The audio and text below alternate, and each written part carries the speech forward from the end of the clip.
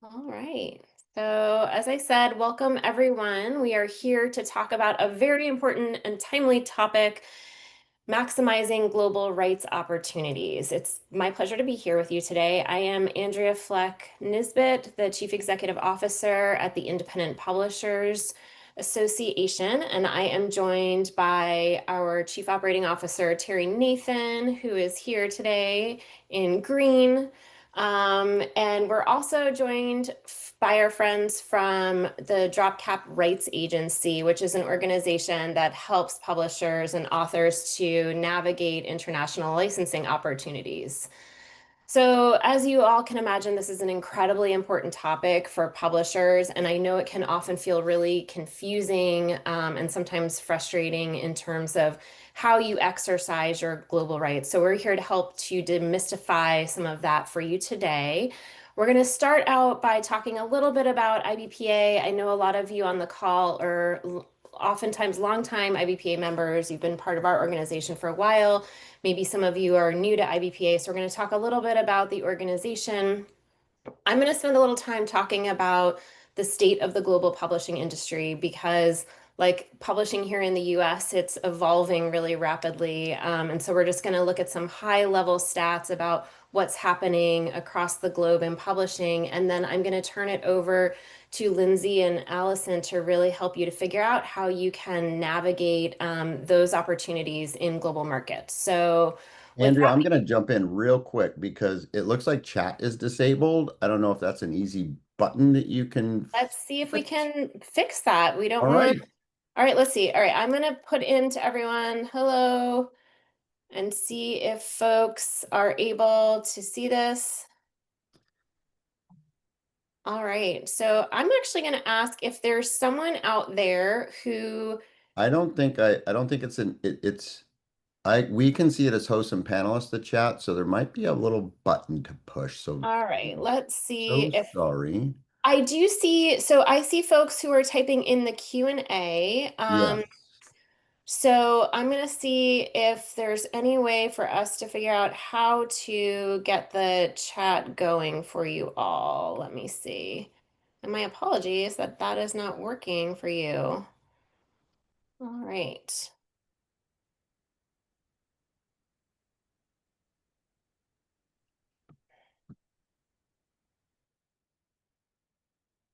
All right, folks, we may have to go with Q&A if that is possible.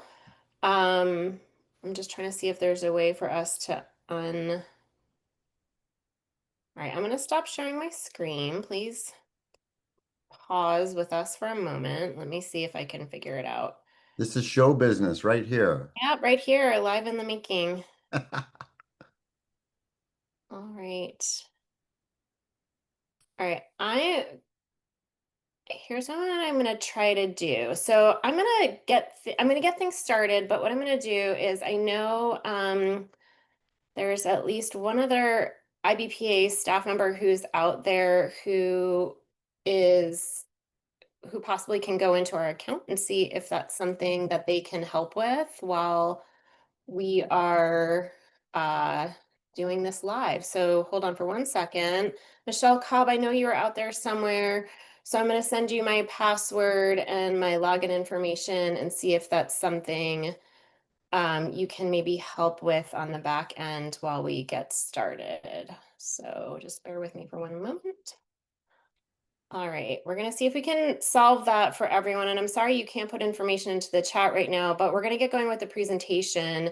And if you do have questions, you can drop them into the Q&A for now. All right.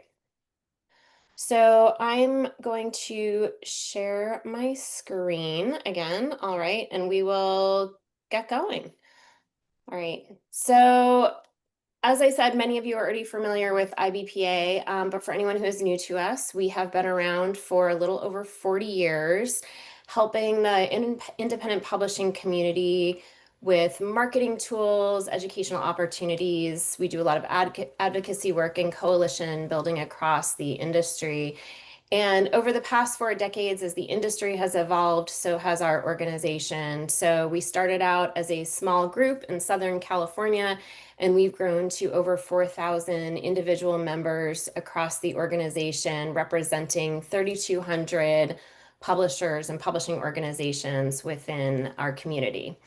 So historically, IBPA has been defined by the fact that we have a very diverse membership. And as the industry continues to grow and evolve, so does the diversity and strength of the membership.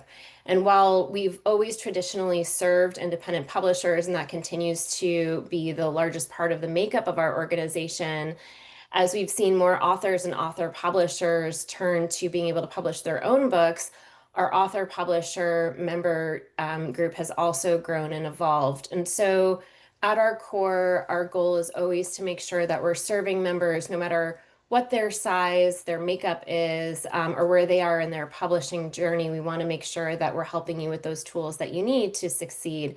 And part of that is helping with global and international markets.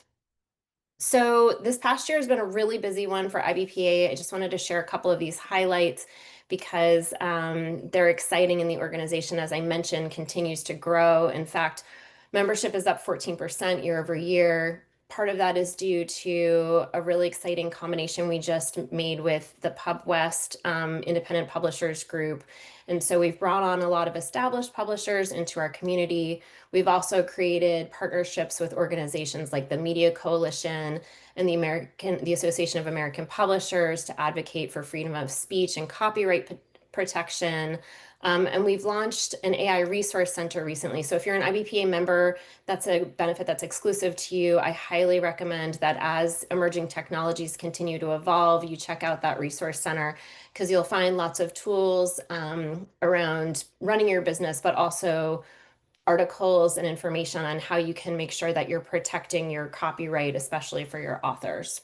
And then finally, I would be remiss if I didn't mention, because it is Banned Book Week, that last year we launched a program called We Are Stronger Than Censorship that helps us to be able to put books into the hands of readers. Oftentimes, books are being held back from children and readers across the country. And so for every book challenge, we're helping to put an independent book into the hands of a reader. So that's a really important program that we've launched in the past year.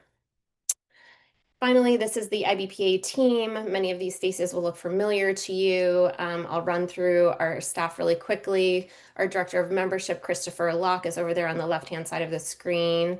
That is me. The tall gentleman in the middle is Lee Wind, who is our Head of Content and Programs, followed by the inimitable Terry Nathan, who's joining us today, and finally Adeline Louis, who is our Director of Marketing and Communications. For those of you who know IBPA, you will know we are a very flexible and open team. We're here to help you to solve any challenges you have. So please feel free to reach out to any of us at any time if there's something you want to discuss. All right, so we are going to move on and talk a little bit about the state of the global publishing market before I turn things over to Lindsay and Allison.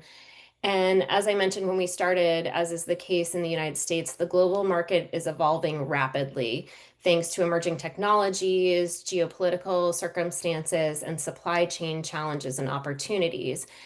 The good news about all of this is that it presents a lot of opportunity for authors and author publishers to enter the global market in ways that they've not been able to historically enter them. So while there's a lot that's evolving within the marketplace, it presents an opportunity if you know how to navigate it. And that's what we're here to talk to you about today, is what those opportunities are and understanding some of the markets. But before we do that, I want to start by looking at a high level picture of what's happening across the industry on a global basis. So we're just going to go back to 2020. I know it seems in some ways like it wasn't that long ago, but the industry has evolved rapidly in those past 5 years. Overall, the market has grown about 12.5% when we take all of the different formats and all of the different territories across the globe when we're talking about book publishing. So you'll see here that print books, which is the blue part of this graph, remains the dominant form of publishing across the world. It represents about 79% of the market, but what we see is that the growth among print books is modest. So it's about 1% annually, whereas The audiobook market, which is that small part at the top, is actually the fastest growing part of our industry from a format perspective. And that's grown about 25% in the past 5 years, and we'll continue to see that trend.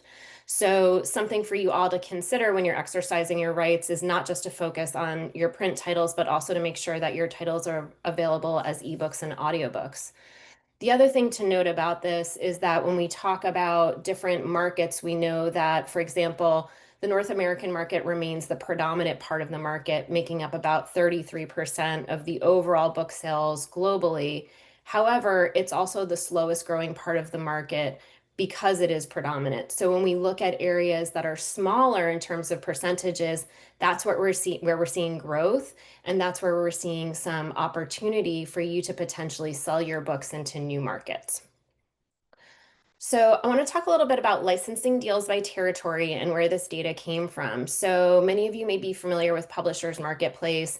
That is a website that you can subscribe to, and you can go in and look at various deals that have been created, both authors being acquired by publishers, but also global licensing deals. So we looked at Publishers Marketplace and analyzed data from around 200 licensing deals over the past 24 months to be able to look at some trends in the market to help you to see where are the opportunities, not only by market, but also by genre, because that's something that's really important to remember is that not every market is going to acquire every single type of title. So if you're someone who's publishing romance, for example, you want to look at the markets where there are the biggest opportunities there. So this is just a snapshot of where those licensing deals occurred by territory. And what you can see is that there's a large opportunity in Eastern Europe, particularly for a variety of genres, followed by Western Europe. Nordic countries is actually, there's a large percentage of deals that were done in Nordic countries as well. So there's opportunity as there, followed by the Asian Pacific market. And again, when you're talking about, for example, China versus Japan versus other countries, those opportunities are going to look different in terms of what types of genres those countries are interested in. So it's really important to do your homework and understand based on, if you're publishing a book about mathematics, where you're going to be able to sell that book is going to look very different than if you're publishing a book that is a cozy crime title, right? A little bit different. So I'm going to break this down a little bit. I know this looks like a complicated slide, but I just want to share a couple of highlights on it. So what this slide shows us is based on the different types of genres, where are those acquisitions being made? So I thought I'd share a couple of fun stats for you from these various territories and genres. If you're interested in any of this data, I have a report that we've created that I can share with you after the presentation. So a couple things about, for example, Nordic countries. Sophisticated literary tastes tend to be trending in the Nordic countries. In Sweden, in particular, mystery, crime, and literary fiction is very popular. Also, in Norway, we've seen a lot of deals related to crime, but also children's literature. In Eastern Europe, a lot of the market is looking for, again, mystery and crime, contemporary fiction. And then in Hungary, very specifically, we saw several deals related to romance and fantasy and contemporary fiction.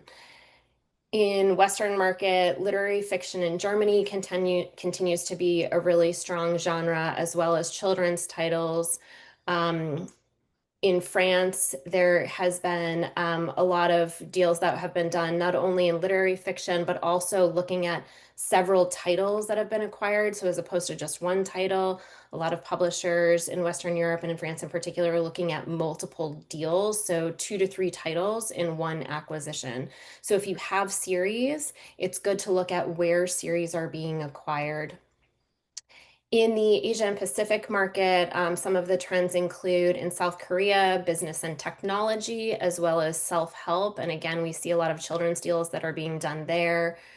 In Japan, genre fiction continues to be popular, as well as children's titles. And in China, we've seen a lot of business and biography titles that have been acquired. So, again, we have a report that I've created. Those are some of the top trends. But the biggest takeaway is just to remember that as you're thinking about your specific titles, you want to make sure that you're doing your market research to understand things like what is the right price point that that market can bear, as well as what are the topics that are of interest in those particular areas. So I'm going to mention a couple of deal structure trends, and then I'm going to turn it over to Lindsay and Allison to talk a little bit more about opportunities and how you can exercise your rights. So again, as I mentioned, multi-book deals, when we looked at that subset of 200 licensing deals that were done, 70% of them were actually for 2 to 4 titles. So again, if you have multiple titles at one time, that's a really great opportunity for you to be able to find a publisher who wants to do a multi-book deal for you. Series acquisition, if you're doing a series, that's always going to be a benefit. Publication lead times, we're generally looking at 12 to 18 months for most titles. And preemptive deals and auctions were especially common in popular genres. So things like fiction, romance, crime, etc., are areas where some of the titles went to auction. So just something else to consider. All right, so with that, that's some of the high level information and trends that we're seeing across global rights coming out of the US. I'm going to turn it over to Lindsay and Allison, and stop sharing my screen so we can talk, so you can share your slides and we can talk a little Yeah. bit about the work that DropCap does. Yeah, so thanks, Andrea. It's so nice to be here today. My name is Lindsay. I'm the CEO of DropCap, and with me I have Allison Olson, my co-founder. We'll just give a quick little background on ourselves in case you haven't met us before. My background is actually in self-publishing, so I have a vested interest in helping independent authors and publishers access areas of publishing that traditionally are hard for those types of authors and publishers to access.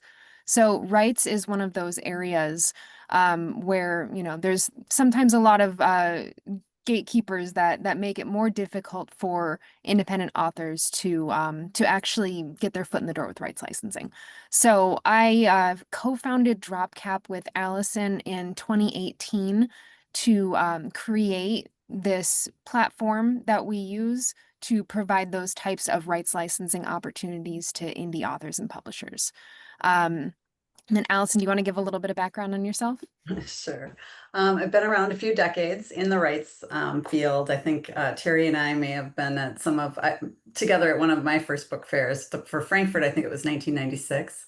And I worked for publishers, independent publishers for a while. Then I had my own boutique agency where I represented mostly independent publishers, but also a handful of authors. And that's where I kind of started to see that there was a need that these authors' books were getting play like the mid-sized publishers. And as long as it was a serious book and the author presented it in a professional way, we were seeing some real interest and able to have some success with licensing.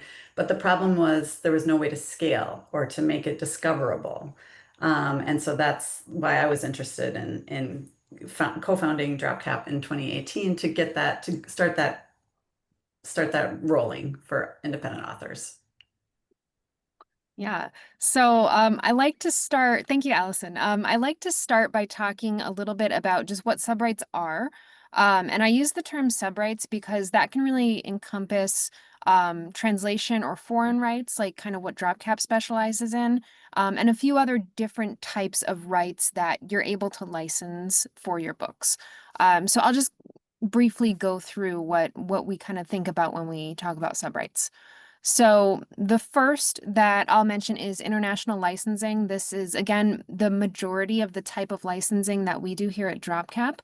And just an interesting tidbit, the sale of translated titles makes up 35% of global book revenue. So when Andrea was showing those slides before about the different genres and popularity in different markets, that global book revenue that we're seeing, that's, incrementally growing for print, exponentially growing for audio. A good portion of that is not just being created and published domestically in each of those countries. It's coming from other countries. And that's where agencies like DropCap come in, because we help get those licenses into place. And the majority of those licenses are coming from English, that content rather. So the number one language that other countries license from is English. I think French is number two.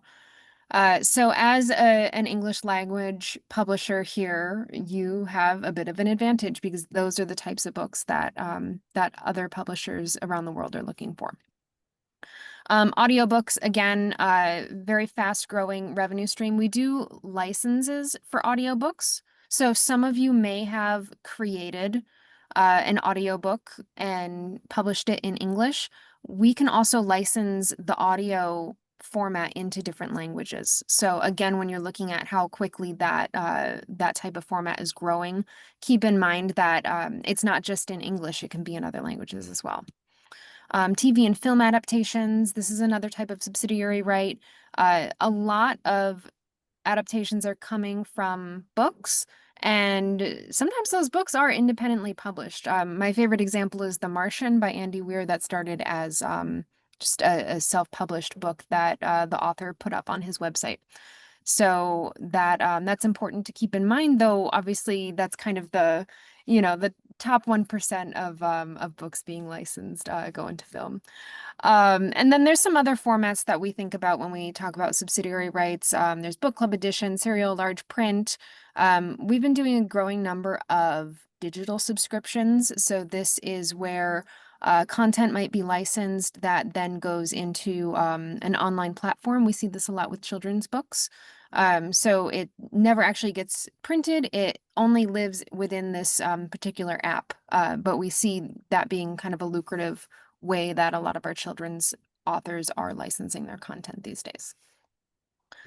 So, what are international book fairs? So I know everyone here probably has either sent their book to Frankfurt before, they're doing it for the first time, maybe they're interested in learning more so they can decide if they want to send their books to Guadalajara coming up. So I like to give a little bit of a background on what these book fairs actually are and kind of what our role is while we're there, so you can get kind of a behind the scenes look. So these are gatherings of the publishing industry that take place throughout the year. And the primary purpose, at least from our perspective, is for trade professionals to meet face to face. These face to face meetings are super important to maintain relationships. And Allison, I'd love for you to just jump in and give us a little bit of perspective on maybe how Frankfurt differs for you from Guadalajara, and what the value is of those face-to-face meetings that you have. Yeah, sure. Like you said, it's continuing to build the relationship and also like learn what the trends are. That's kind of the first 5 minutes of every half an hour slot meeting is what is working in your market, what has worked, what are you looking for? And then we're able to then, pitch based on what the person or the market is seeking. And as far as the different book fairs, Frankfurt, if you have to pick one, you want to pick Frankfurt. That's the holy grail. That's where everyone comes, and you can really get a lot of bang for your buck as far as a wide net. You're putting a wide net out. Now, also, it's a lot of competition because there's so many people there, so you're not as you might not be as visible depending on where your booth is or however you're planning to participate. And then Guadalajara is, the gateway to Latin America, and Spanish is one of the most licensed titles or languages, sorry, in the world. And we're lucky that we have a lot of longtime partners in the Spanish language market. I speak it, another one of our colleagues does. So we were able to work directly in their native language. And it's just the Guadalajara Book Fair is it's a mixture of both trade and the public. So you can you really can see what is trending in Spanish language. So that's nice. And then London and Bologna. London is like a baby Frankfurt, but also very important because, of course, most publishers and authors are publishing books throughout the year. So you don't want to just see them one time in Frankfurt. You want to, half the year later, then you can present. If you have adult titles, London's a good choice. And if you have children's books, Bologna is a good choice. Yeah, and I just want to emphasize that with Frankfurt, we're meeting with people from all over the world in Frankfurt, so that's not just European rights buyers that we might be meeting with. It's not just European publishers. We're having meetings with our contacts that come from Japan or Korea or China, India, really all over the world, to maintain those relationships with the agents and editors and all of the people that we work with. Whereas Guadalajara, like Allison said, is much more targeted to the Latin America market. So how are rights bought and sold? This is the peek behind the scenes about what actually goes on in a booth or in the rights center at a book fair. So one way that that an agency like us or a publisher might showcase their books at a book fair is to pay for a booth.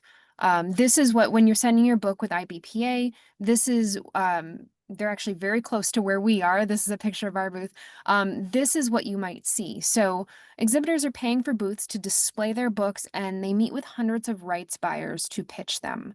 For us as an agency, it's actually somewhat unique to have a booth of our own rather than working out of a publisher's booth, because most agents that represent multiple publishers and authors actually meet in the rights center. That's kind of a big room with a lot of tables where you only have scheduled meetings with people. The reason we like to have a booth at these book fairs is because of the walk-in traffic.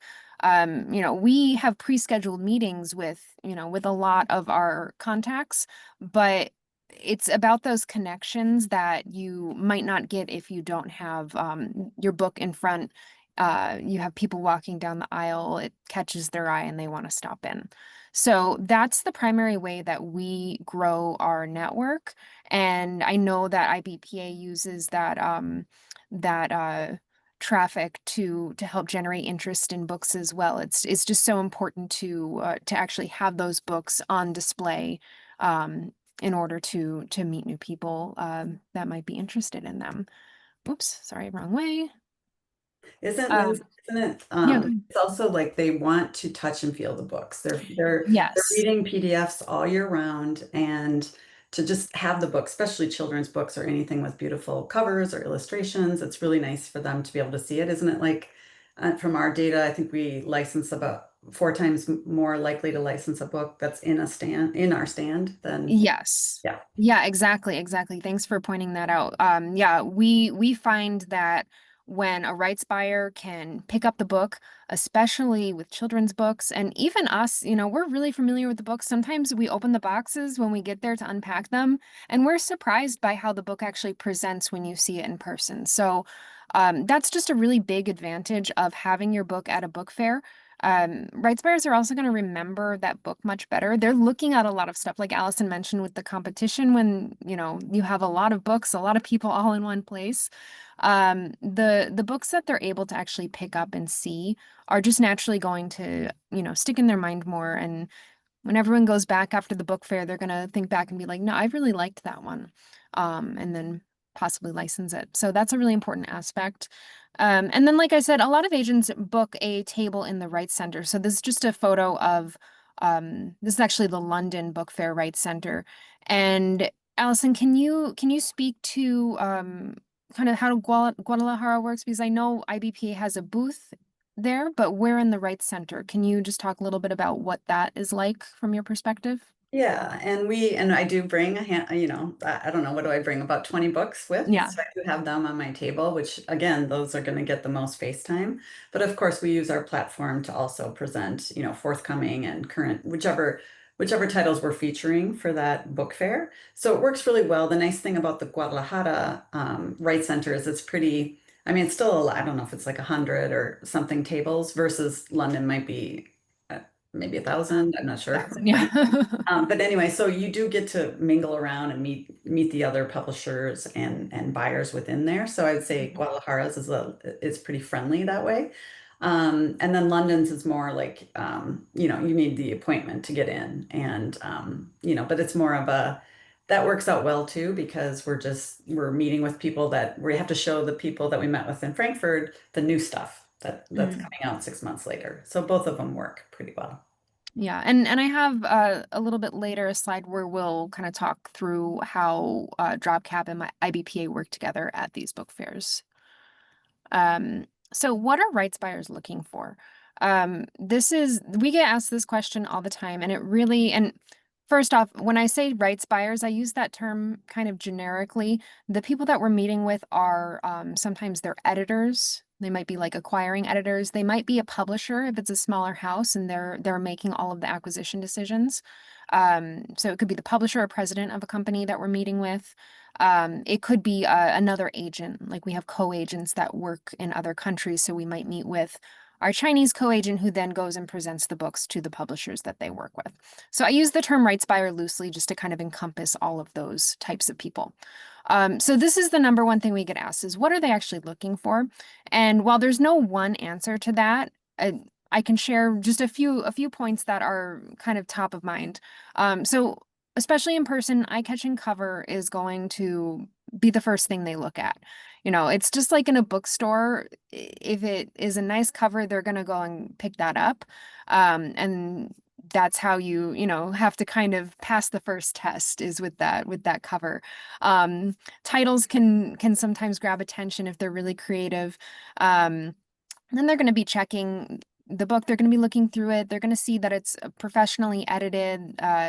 The quality is really nice. Like they're kind of just looking at that first because that gives them an idea of, how much effort has been put into this book.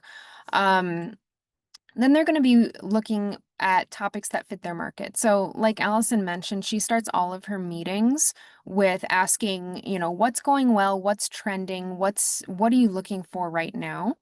And then that way we can get some feedback for them and start tailoring what we're pitching to them in that meeting based on what they say they want. And then kind of the next step is that they're going to be looking for domestic success. They want to see if there's sales numbers, they want to see those. I know sometimes with forthcoming titles, we don't quite have that information yet. They want to see if the book has won any awards, if you've gotten any endorsements from fellow authors or, people important in your field, any sort of press. Then they're going to be looking at your author background. So we always want to highlight, what your bio is as an author, what your credentials are. Even if you have a background, that's connecting you to a certain country, that can be of interest. So we always want to know as much as we can about the author. And then they want to see that there's some sort of audience building going on in the US. Like we license a lot of books that don't have astronomical sales numbers. It's not all about the level of sales that your book has. If you can demonstrate that you have built an audience here and that your book is seeing some sort of interest, whether that's through endorsements or press or awards or however, that can be a great indicator that they want to take a chance on it and license it into their market. Did you want to add anything to that, Allison? Just like maybe on are we going to get to like what they're looking for now at some point, like as far as genres? Yeah, I don't have anything on current trends, since we kind of discover that as we attend the book fair. Yeah, I think that's it. Yeah. So why do we exhibit in person? I touched on this a little bit, but again, it's just so important for the rights buyers to be able to feel and like size up the quality of the book. Again, we don't always want to judge a book by its cover, but it is going to be the first thing they see, and they're going to make some kind of intuitive decisions based on being able to feel that book. Especially for an illustrated book or something with a lot of graphics, it's much easier for a rights buyer to assess that book, seeing it in person than just seeing the PDF. So especially if you have like an image heavy book, I think book fairs can be kind of even extra important for those types. It's going to be more memorable for them. And then the face-to-face pitch from an agent that they trust is going to be more impactful. I'll share a super quick story. So our other rights agent that works at DropCap is Monica. She's our VP of Business Development. She, like Allison, has been in the industry a really long time, and she told me a story last, I think it was in London, that she met with an editor that she has known for a long time. And this was years ago. Um, and he said, I didn't really like that book, but I like Monica, so I ended up licensing it anyway. So again, we want the people licensing the books to like the books, but that trusted relationship is a really big part of what we're doing. And that's why, it's so important for us to have people like Allison and Monica that are going to these fairs in person and continuing to develop those relationships. And Terry, sorry, Terry, I didn't mean to leave you out.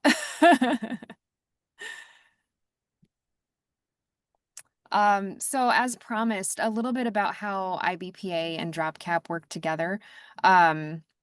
So we do have many authors that exhibit their books both in the IBPA booth and in the DropCap booth. And this kind of helps increase your exposure because while we're in like the same hall, these book fairs are massive and you very easily might be missed in one aisle and then seen in another aisle. So in that way, you're doubling your exposure just by having your book in two places at once. But more importantly, we're meeting with different people. So someone that Terry meets with in the IBPA booth might not even know about DropCap, and he can then refer that person if they're interested in foreign rights licensing to us, and we can continue that conversation. It might even be someone that we know through the grapevine and has heard of us. So it's a way to kind of target the rights licensing aspect of what people do at a book fair, even further by kind of having this dual representation. And then in Guadalajara, I know that IBPA has a booth there while we're in the Rights Center. So that's another situation where you could have your book on display more prominently and then have the backup of a trusted agent to jump in and further negotiate and drive those discussions towards actually licensing when we have that connection. And especially having Allison there is super important because she speaks the language and is able to make those connections. Anything I'll open it up to Allison or Terry or Andrea. Anything to add on there?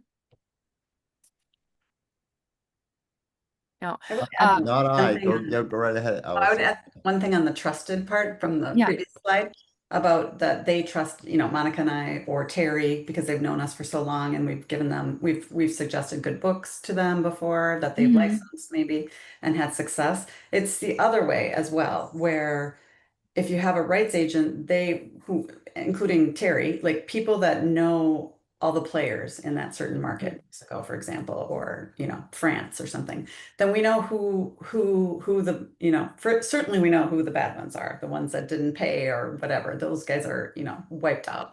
But we also know like which how to play a book. For example, if we can get it to go to auction, which we do have many auctions at all of these book fairs and throughout the year, we know how to say, hey, so and so, you better take a look at this book because XYZ other publishers in your market are looking at it, and we're setting up a best offer date. And I think that's helpful because what happens, like especially with a lot of our independent authors that have come to us that have said, hey, I get so many emails, some random person in Korea or some random person in India. I have no idea if this is a real publisher. They're saying they want to license my book. I don't know who they are. And so to work with any kind of agency, not just us or IBPA, but anyone who kind of has boots on the ground that can tell you and help you decide who's legit and who is not. Mhm. And Yeah. I'd just add, and Allison mentioned this a while ago about how important relationships are at these international shows. And many years, we'll meet with the same people year after year, and some years they may not be buying anything, but they're still there. We're still sitting face to face, getting to know them. They're comfortable with us. So next year, when maybe things are different in their territories or whatever, they'll be there. They may be ready to buy that year. But going with somebody that's trusted like Mm. DropCap or us, we've been going to these shows for 35, 40 years now. It's hugely important and a lot better than just sort of showing up at the show on your own and trying to find your way. Some people, it takes 4 or 5 years before they can even really get their feet planted on the ground at these shows. Yeah, and I will just add that trust factor is really important. Thanks for bringing that up because especially as an independent author or like a small independent publisher where maybe the international editors haven't really heard of you yet, having a name like IBPA behind your book is or DropCap is going to help build that trust and credibility when you're kind of a smaller player in the field and they might not know who you are. The big publishers don't have that problem, but the little guys need to kind of band together to help build that trust. So I'm going to move on to questions briefly. I think actually we saved a pretty good chunk of time for questions, and I know we didn't possibly touch on everything in this short presentation. So I'd love to answer some questions from the audience. I don't think I can see the Q&A while I'm sharing my screen. So if you want to, Andrea, if you want to just Yep. say the questions, I can answer them. Yep. So I'm gonna, I'll call out the questions, Allison and Lindsay, that are still open, and we can start Mm. with those. So Charlotte Pierce asks, what is a good arrangement for licensing rights? Should publishers expect a percentage of net profits? Yeah, do you want to answer that one, Allison? Yeah, sure. Yes, they should. They, as far as licensing goes, you typically get an advance up front, which is against your future sales of that title. It's typically on retail, not net, although ebook and audio is often on net sales. And then they report that, it takes them, you negotiate the deal. They usually can have 12 to 24 months to publish the book. Then they get it into their market, they start selling it. Hopefully you earn out that first year that it's published, earn out the advance, but that's not super common. So you might be looking at, year 3 or 4 when the royalties start coming in. And then you get your percentage of, the sales less the advance, which you got up front at the beginning.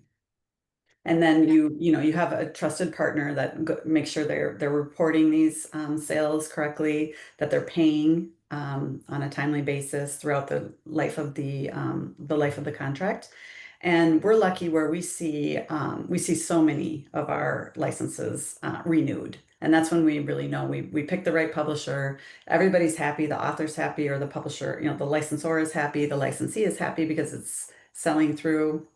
So then often we do another 5 years term where we get a refresher advance and improve the royalties. Mm. And just to speak to who's making what percentages, typically an agent that helps you negotiate the deal is going to make a commission on that deal and on the future royalties. So that's typically between 15 and 20%.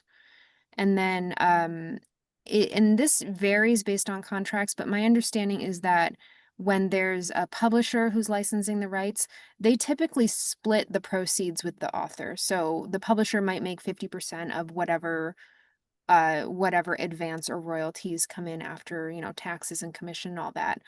They'll keep 50% and give 50% to the author. But again, that's really highly dependent on what your contract is with a given publisher. I will just follow up and confirm that any contracts I've negotiated with authors, it's always a 50-50 split on the back end. I think that's standard practice for Yeah. authors.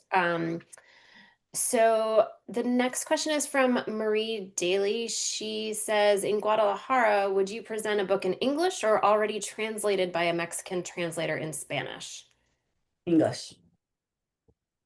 Definitely English. So Yeah. we're trying to find the Spanish licensees, like the Spanish publishers that would be interested in translating your book. And they're going to hire a professional translator. They're going to, they're investing a lot in your book. Like, for example, for nonfiction, if it's a book about, I don't know, how to cure diabetes or something, they're choosing this American or UK or whomever, an English original book over someone in their own market because they think your book is that much better. And so they're going to want to hire the best translator, get the best possible cover and marketing plan for your book in their language, because they're investing quite a bit more than if they had just had a local author write that book, if that makes sense. Yeah, and that's a question we get fairly frequently is, if I've already translated my book into Spanish, does that help in any way? And my honest answer in terms of licensing is not really. All of our conversations around books are going to be based on the original edition of that book. And, we always note if there is a translation available, we let the potential licensee know about that. But 99% of the time, even if there is a translation available, they're going to do their own version of that translation because, like Allison said, they're investing in the book and they want to have control over that process. And I'll just add one thing as well, Andrea, is so our function at these international shows is a bit different than DropCap. DropCap is truly an agent and they're representing you and negotiating a deal where we're more of making connections and then passing the interest on to you. And it's up to you if you want to hire somebody like DropCap to represent you. You want to try to negotiate your own rights or find a different agent or whatever the case is. And in Guadalajara, they're in the right center where, yeah, it's best to have the books in English and those Latin American companies or publishers are going to want to do their own translations and designs. But there are some opportunities for Spanish language books on display out on the floor where there is a big public element at that show where people are walking and that's where our stand is out more in the main floor. And so we do get people coming into the booth interested in Spanish languages also as well. So there's a little bit more of both in our space than it would be in the right center. Thanks, Terry. And I'll just add on to that especially if you are new to this space, to global licensing, I highly recommend working with an organization like DropCap. You want to have an agent to help you not only with those connections like Lindsay and Allison were talking about and that trust factor, but also in negotiating the contract because you may not necessarily know what you should expect. And it's really helpful to have an agent who has been doing this for a really long time to help you to navigate those waters. All right, the next question is from Debbie Joe, and Debbie Joe asks, how likely are we to get an offer and what is a reasonable offer? So I'll jump in real quick. And Yeah. on our side, it's really probably quite different than yours. Offers are very rarely presented in our stand. It's more of an interest in getting a review copy so that the agent that we're meeting with or the publisher that we're meeting with can truly spend some time with your book before deciding if they're going to be able to make an offer to you. So a lot of the interest at these trade shows for us comes in the form of a request for a review copy, and then there's follow-up that happens after that. And I'll add that in our case, we do a lot of pre-work before the fairs as far as we create rights guides, we create a virtual booth that's based on our platform that we have that users have to have they have to be vetted buyers to be in there to download PDFs and things like that. But we make a public facing one as well. And we do a lot of promotion leading up to every single book fair where we're showing them like, hey, these are the key titles. You should take a look and be ready. Now, how many of them, like maybe half are ready and we start with, some offers at the fairs. It's not super common except for the top titles. But then they too, even if they're very interested, and they might say, I have a tentative offer, but they typically, just like US publishing houses, they have a committee that has to decide if this book is going to be, if an offer is going to be made. So it's not often that people are walking around Frankfurt or, that have the power or the decision-making capability to buy them on the spot. So it does take time. And like Terry said, everyone has to read the full PDF. That is for sure. They definitely need to know exactly what the book's about, and that does take time. Yeah, and I would say the other part of the question was, what's a typical advance? That really varies. depending on the market. Much smaller markets are going to offer a lower advance because that's just what their market supports. They can only invest maybe $750 into licensing a title. That would be maybe a market like Turkey, for example.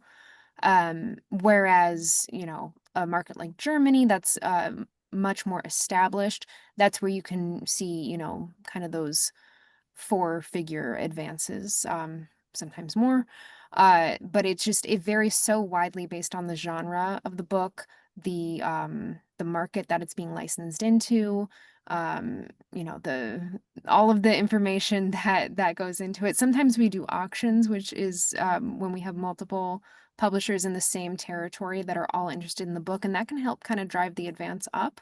But it varies so widely. So I just want to mention that we have on our YouTube channel at DropCap Agency a lot of videos that we've created that delve into these like contracts and licensing and really kind of nitty-gritty questions, because it is, you know, it comes up all the time. So if you do want more information, we have a number of videos that I've done that talk more about contracts and licensing and advances and that sort of thing.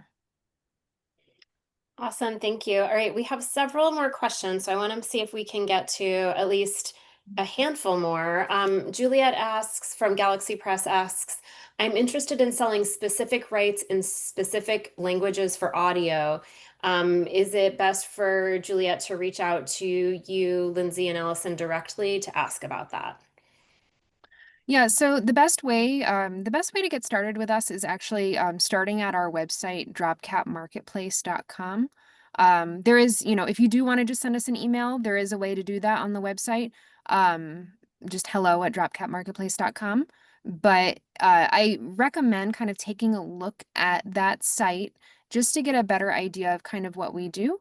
We are a bit different from a traditional agency because we've created kind of this whole technology platform behind what we're doing. So we're actually offering you the opportunity to have your book on our marketplace where our rights buyers are going, you know, the rest of the year, other than the book fairs, to find books that they may want to license.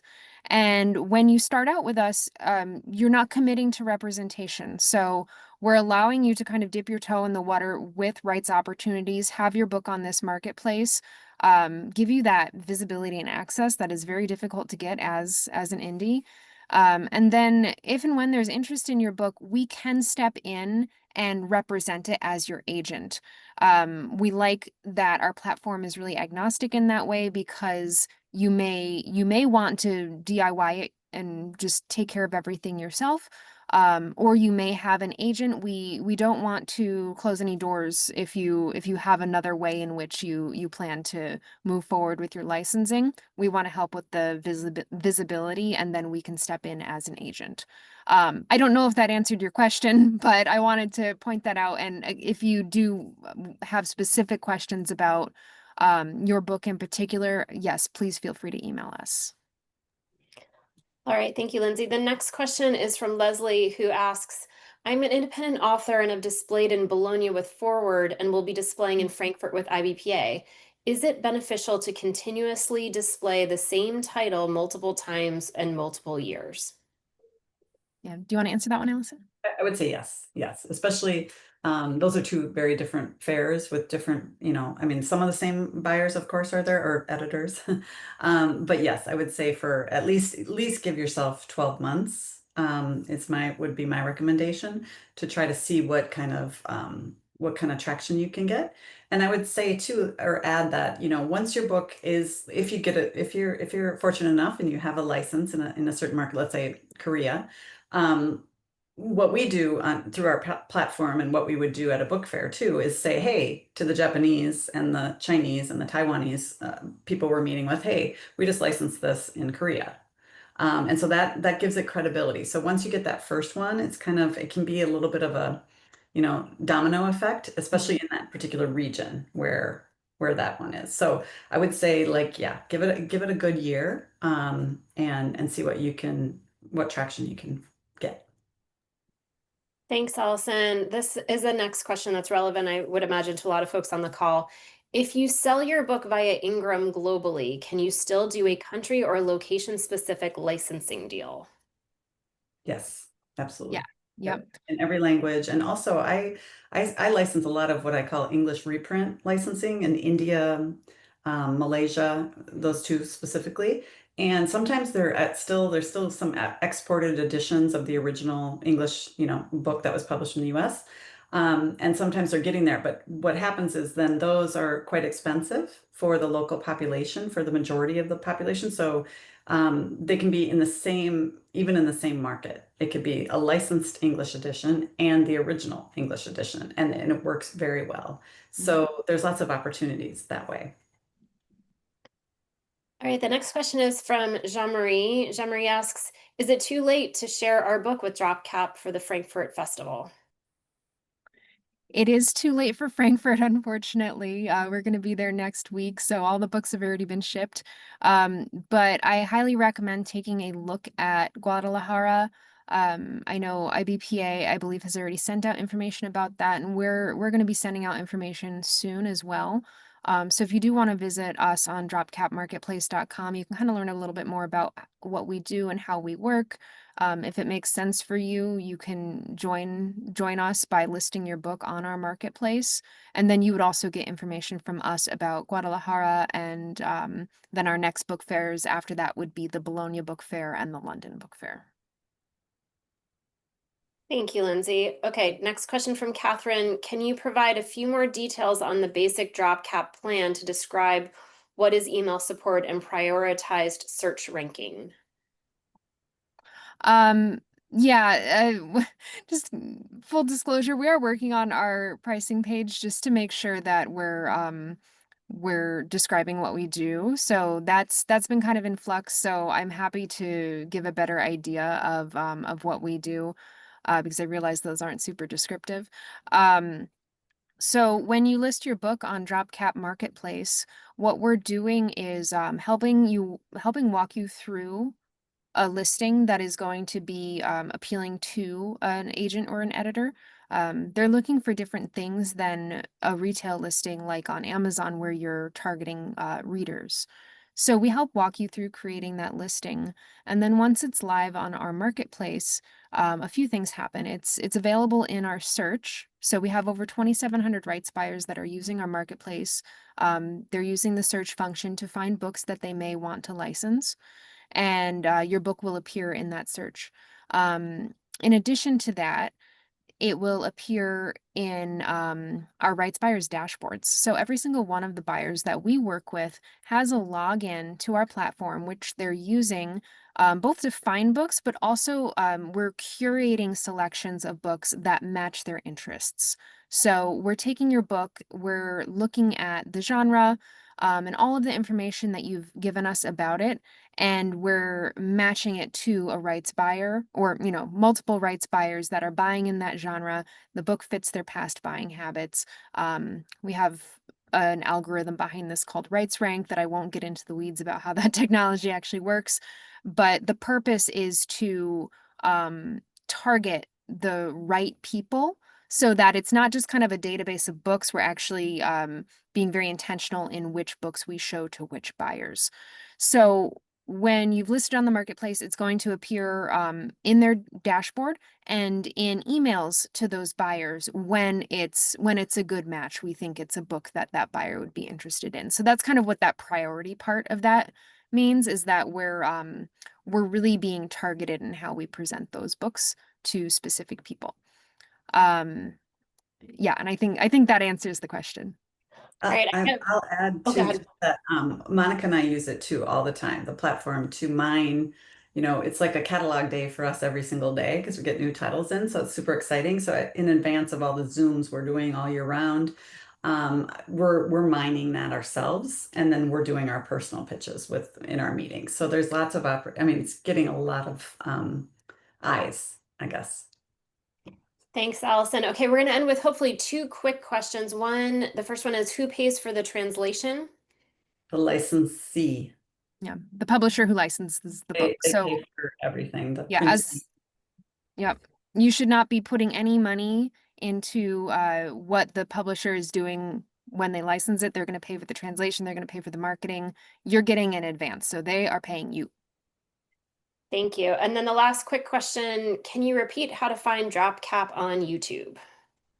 Yes, our YouTube handle is at DropCap Agency. All right, thank you. Thanks, everybody.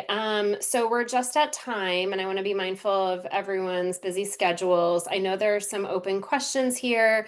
As always, you can reach out to IBPA at info@ibpa-online.org if you have specific questions for us, particularly if you have registered to send books to Frankfurt. I saw a few questions in there specifically for Terry. So if there's anything that we missed, please reach out to us or to Terry directly, and we'll help to navigate that. I did just want to share that unfortunately Frankfurt is next week, as we said, so we can't take any more books for Frankfurt, but as we're prepping for Guadalajara, we would love to offer everyone who joined us today a 10% discount if you plan to attend with IBPA. So you can head over to the IBPA website under programs, and you'll see right there how to register for Guadalajara to display a single title or take a shelf.